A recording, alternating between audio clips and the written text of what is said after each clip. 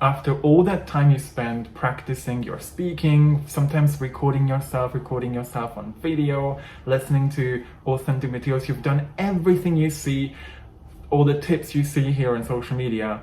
And when it comes to speaking with a speaker who is potentially a better speaker than you freeze. Have you experienced this before? Today, we're going to talk about how you could overcome this, how you could train yourself to be better at communicating, not only speaking, because a lot of people forget that speaking and communicating are two completely different things. Hey language learners, welcome to my channel. My name is Csabi. This channel is for English learners who want to learn how to make vocabulary more memorable through listening and spoken interaction. We are all familiar with the 4 communicative skills in a language: reading, writing, listening, and speaking. But what if I told you that there is a 5th skill that I think everyone should talk about, yet no one talks about? Can you guess what it is?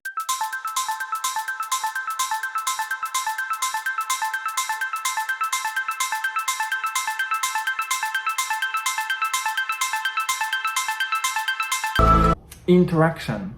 When people say that I'd like to become fluent, I'd like to improve my fluency in English, what they actually mean, they want to interact with ease. They want to speak as if it comes naturally, that they don't have to think about every single sentence they make. Am I right? Let me know if this is your definition of fluency or if it isn't.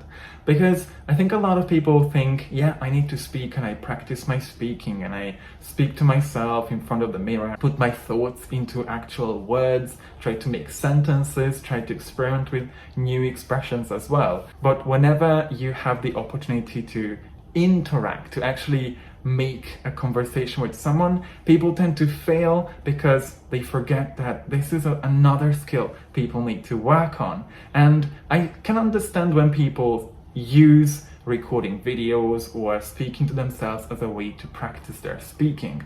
But again, when we think about speaking, it makes us think that it's a one-way skill, which eventually I don't need to speak English when I want to communicate with this cushion, or I don't need to use English to communicate with the switch you could see behind me.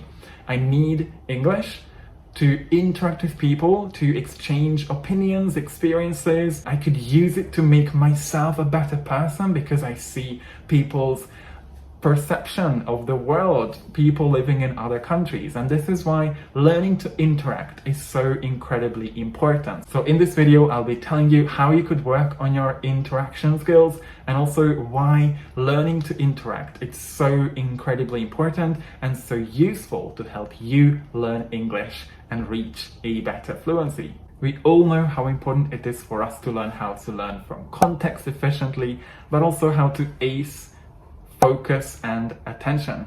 You can find out more about these two in these 2 videos to find out how they influence your journey to fluency. So when you listen to something and you find it really hard to understand, imagine when you're listening to someone talking to you, they kind of know what level of English you have. They know at what level you are able to speak English and communicate in English. But sometimes it's hard for us to understand a lot of the stuff that we listen to or that we read. The reason I love communicating, the reason I highly recommend you engage in conversation as soon as possible, is because when you are in a conversation, your conversation partner, just like your mom and dad when you were a baby, or just like you do if you are a mom or a dad to your kids, you're trying to make your message easier to understand by using simpler language, simpler vocabulary, just for the other person to understand what you say. So sometimes a conversation, believe it or not, is going to be easier for you to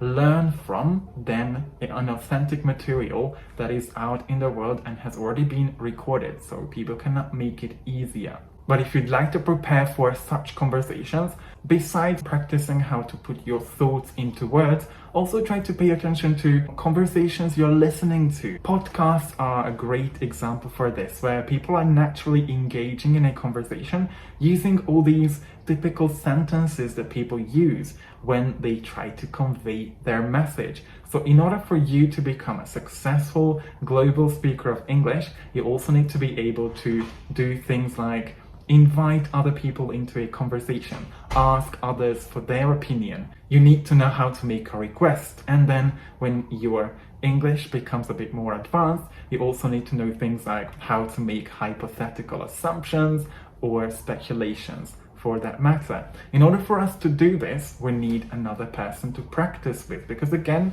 I've got my cushion here, but I won't be able to practice conversations with my cushion or any kind of object. So make sure you look for ways you can interact with people. And I know you immediately say, oh God, do I have to interact in English? I have to make a conversation. It's so scary to speak. And I totally get you. It is a new experience. If you haven't got used to it yet, it is totally scary.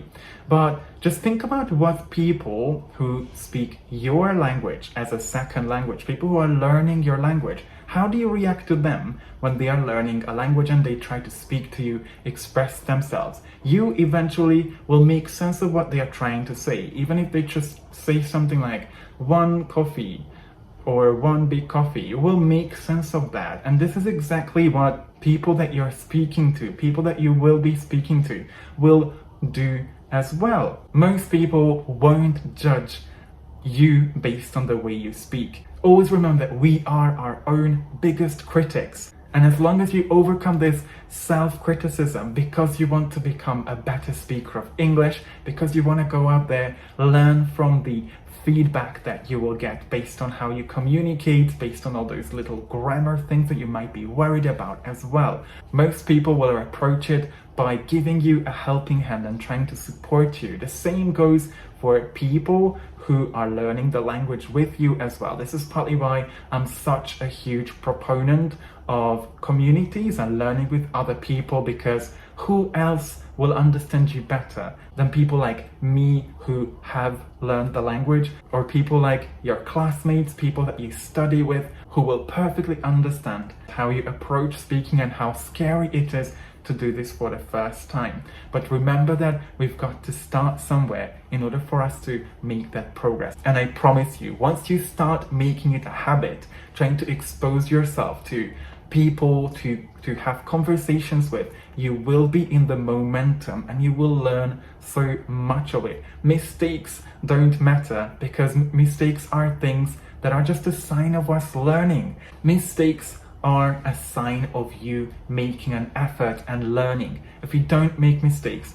we will never find out whether what we say or what we think is correct or is easy to understand. So one example I can say is we have this word in Hungarian, gyors, which is, you could try to say it after me, it's a hard sound to say in Hungarian, but what happens is, this is a word that translates into English as both fast and quick, and depends on the collocation, people would say either fast or quick, but it's really hard for a Hungarian speaker to learn whether we say fast food or we say quick food, whether we say a fast car or a quick car, or a quick shower or a fast shower. It's extremely hard for people to know this unless they get feedback on how they use the language. One thing I always say to my students in my program is that learning is all about finding out more and more about the things we don't know about. There's a whole bunch of things we don't know about the world, about English,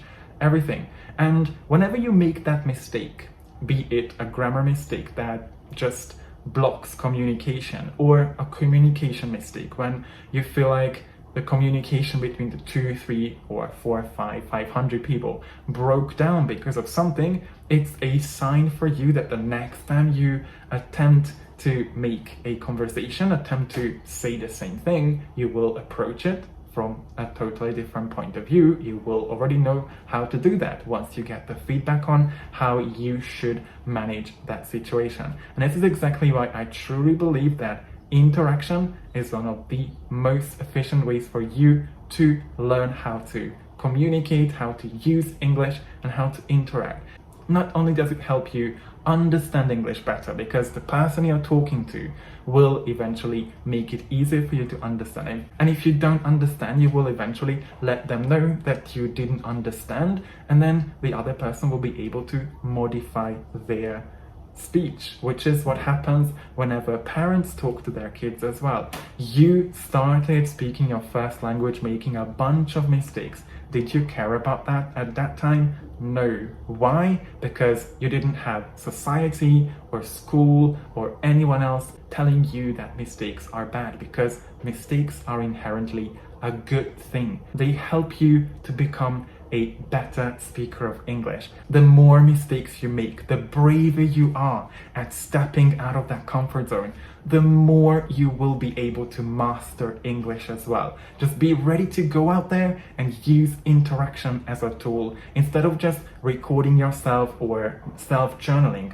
Unless there is someone telling you that this way of communicating doesn't work or works, you won't know for sure, and that also impacts on your confidence. And if you'd like to find out more about how to become more confident and how I help my students become confident, proficient speakers of English, check out this video for more. Now, there's one mistake I see some struggling learners make, and it is when they say, oh, I have a speaking partner, we meet once a week, but I still feel like I'm not improving. Well, the reason these people don't seem to be improving is because when you speak to someone, you obviously want them to kind of reflect on what you say and how you say them, because without feedback, mistakes will just be mistakes and you will eventually make the same mistakes again and again. So make sure you're looking out for people that have a higher level of English, or at least they know something different, because if you're speaking to people who have a lower level of English, you can practice your fluency, which is a great way to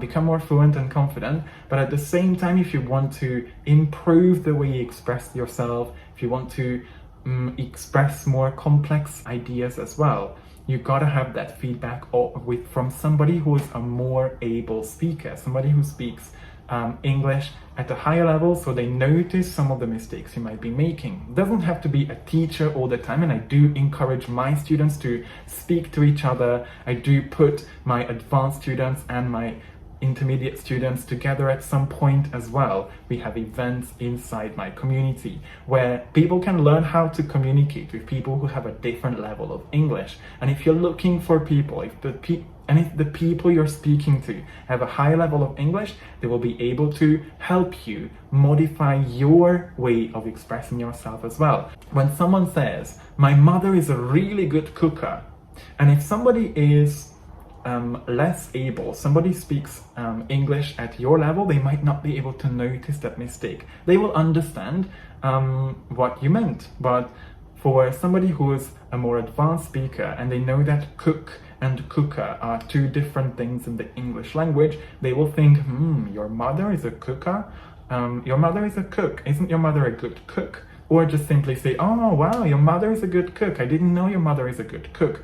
Without even breaking up the conversation, you might get that feedback as well. It's only on you to notice that feedback. Many times native speakers don't tend to get obsessed with mistakes, because as long as they understand from the context that, oh, I really love that spaghetti on Sunday, my mother is a really good cooker, whether you made a mistake there or not with the vocabulary, people will understand it from the context. And this is again another reason why we should not be scared of mistakes. We should always use conversations as ways for us to grow, to improve our interaction skills. Besides giving you a chance to listen to English that you actually understand, because the speakers you are talking to will eventually be able to modify their speech, make it easier for you to understand, providing you with opportunities to get feedback on the way you control English, whether it's grammar, the words that you choose, the way you pronounce expressions or words, or the way you communicate in English. There's also a third benefit to interaction, and working on interaction is the fifth skill. In order for us to be more fluent in English, in order for us to become fluent in English, we need to make strong memories, because that's what's going to trigger the brain, and that's what's going to help you recall some of those expressions, grammar structures that you spend so much time learning.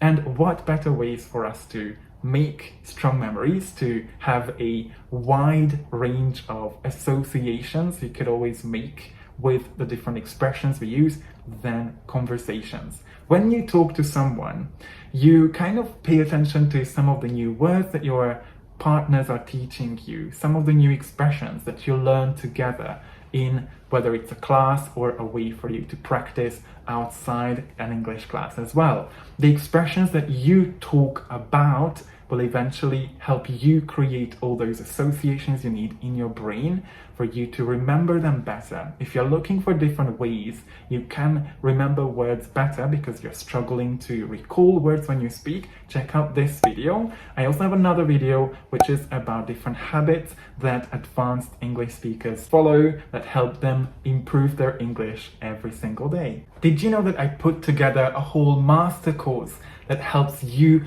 learn the ins and outs of language learning and how to improve your English to reach the fluency you've always wanted? Check out this course, sign up for it, and you will have all the modules for you to look at, watch, work on, some of the provided resources for you to see what you need to work on in order for you to reach fluency. So here are my top tips for you to make use of interactions as an incredibly powerful tool for you to work on your fluency. The first thing is gradually work on getting rid of your fear of making mistakes. Most people, when they talk to you, they won't be looking for the mistakes you make. They will be trying to understand you better. They're trying to listen to you because they want to know you better. And that's what we have to focus on. Language helps us connect with other people, but if we are always worried about the mistakes we make, our pronunciation, and never go out there, it's going to be extremely hard, if not impossible, for us to improve our English. I know it takes time. Be very patient with yourself. Say all those kind words to yourself that I do have to say to myself every single day, but remember that your mistakes are stepping stones to fluency. The second tip I have is make sure that you don't just practice speaking, you also practice conversation skills.